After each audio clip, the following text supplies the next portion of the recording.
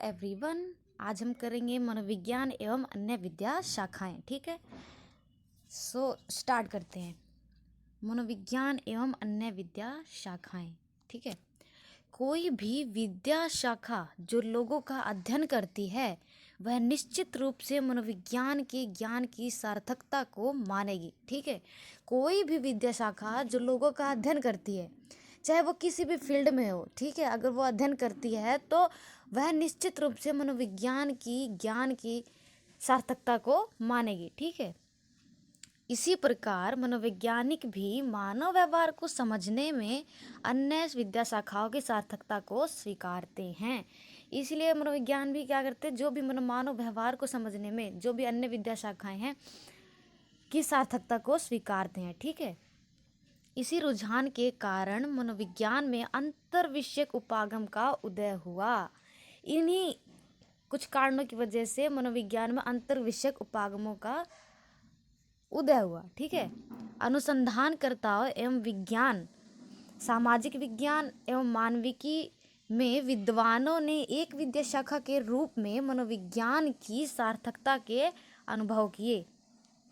ठीक है, अनुसंधानकर्ताओं एवं विज्ञान, सामाजिक विज्ञान एवं मानविकी में विद्वानों ने एक विद्या शाखा के रूप में मनोविज्ञान की सार्थकता के अनुभव किए। ठीक है, ये सारे फील्ड हैं, ओके, जो कि यहाँ हम चित्र 1.1 में देख सकते हैं। ठीक है, मस्तिष्क एवं व्यवहार का अध्ययन करने में मनोविज्ञान अपने ज्ञान को, यहाँ पे क्या लिखा है, मस्तिष्क एवं व्यवहार का अध्ययन करने के लिए मनोविज्ञान अपने ज्ञान को तंत्रिका विज्ञान, शरीर क्रिया विज्ञान, जीव विज्ञान, आयुर्विज्ञान तथा कंप्यूटर विज्ञान के साथ बांटता है। ठीक है, यानी जब भी मस्तिष्क एवं व्यवहार का अध्ययन करना हो तो मनोविज्ञान अपने को ज्ञान को तंत्रिका विज्ञान, शरीर क्रिया विज्ञान, जीव विज्ञान, आयुर्विज्ञान तथा कंप्यूटर विज्ञान के साथ बांटता है। ठीक है, एक सामाजिक सांस्कृतिक के संदर्भ में मानव व्यवहार को समझने के लिए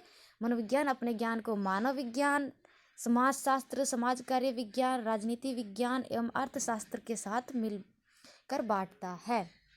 तो यहाँ बताया गया है कि अगर मस्तिष्क एवं व्यवहार का अध्ययन करना हो तो मनोविज्ञान अपने आप को इनमें बांटता है। अगर सांस्कृतिक सामाजिक के संदर्भ में मानव व्यवहार को समझने के लिए तो इनमें मिलकर बांटता है। वो कौन? मनोविज्ञान।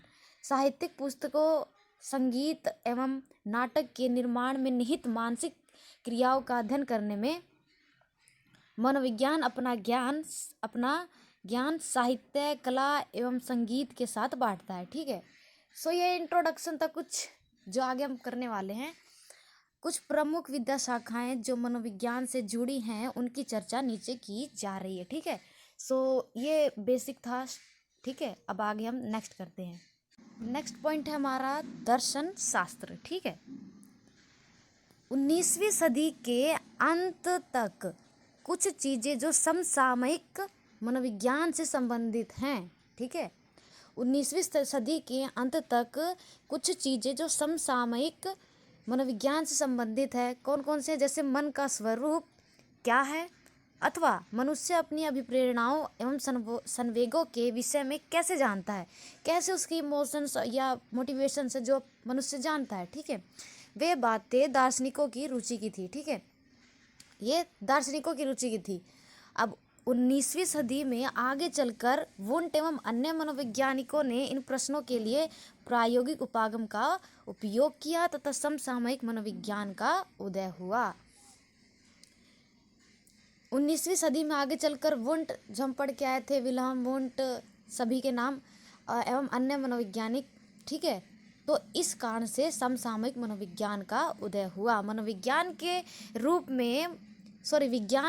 में मनोविज्ञान के उदय के बाद भी यह दर्शन शास्त्र से बहुत कुछ लेता है।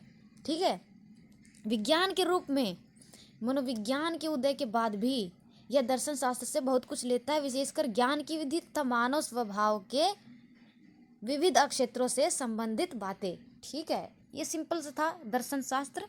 ठीक है, नेक्स्ट पॉइंट करते हैं, आयुर्विज्ञान। ठीक है, चिकित्सकों ने यह मान लिया है कि यह उक्ति, ठीक है, स्वस्थ शरीर के लिए स्वस्थ मन की आवश्यकता होती है। यानी जब स्वस्थ शरीर रहेगा तो उसके लिए किसकी आवश्यकता होती है? स्वस्थ मन की आवश्यकता होती है। वास्तव में सही है, ठीक है, वास्तव में ये सही है। बहुत से चिकित्सालय आज मनोवैज्ञानिक नियुक्त करते हैं। बहुत सारे चिकित्सालय हैं जो आजकल मनोवैज्ञानिक नियुक्त कर रहे हैं, ठीक है। लोगों को स्वास्थ्य के लिए हानिकारक व्यवहारों से दूर रखने में मनोवैज्ञानिकों की भूमिका एवं चिकित्सकों की अन्वय के प्रति संशक्ति कुछ क्षेत्र हैं, ठीक है। लोगों को स्वास्थ्य के लिए हानिकारक व्यवहारों से दूर रखने में, जैसे कि हम सभी जानते हैं कि इन सबसे दूर रखने के लिए मनोवैज्ञानिक की कितनी बड़ी भूमिका होती है, ठीक है। और ऐसे कुछ क्षेत्र हैं जहाँ दोनों विद्या शाखाएं साथ साथ कार्य करती हैं, ठीक है।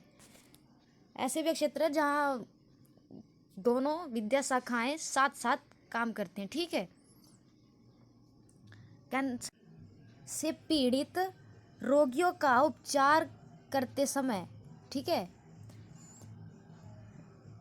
से पीड़ित रोगियों का उपचार करते समय एड्स शारीरिक चुनौतियों से जूझते लोगों अथवा गहन, ठीक है, ये सारे मतलब नेम्स हैं।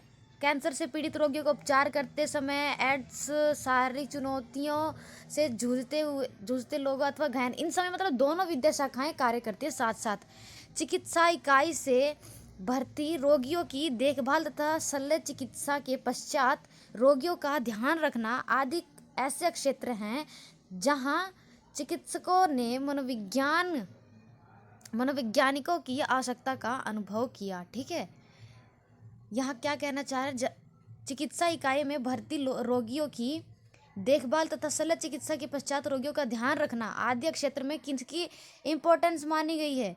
किसका अनुभव हुआ? मनोवैज्ञानिकों का, ठीक है। एक सफल चिकित्सक रोगियों के शारीरिक अथवा एवं मनोवैज्ञानिक कल्याण का ध्यान रखता है, ठीक है। तो भाई एक जो सफल चिकित्सक है ऑफकोर्स ध्यान रखेगा, ठीक है। सो ये हमारा फर्स्ट पार्ट है। सो प्लीज़ इसे अच्छे से पढ़ें, ना समझ में आए सो प्लीज़ कमेंट कर दीजिए, ठीक है। प्लीज़ चैनल को सब्सक्राइब करें एंड लाइक करें and hit the bell icon, okay. Take care everyone.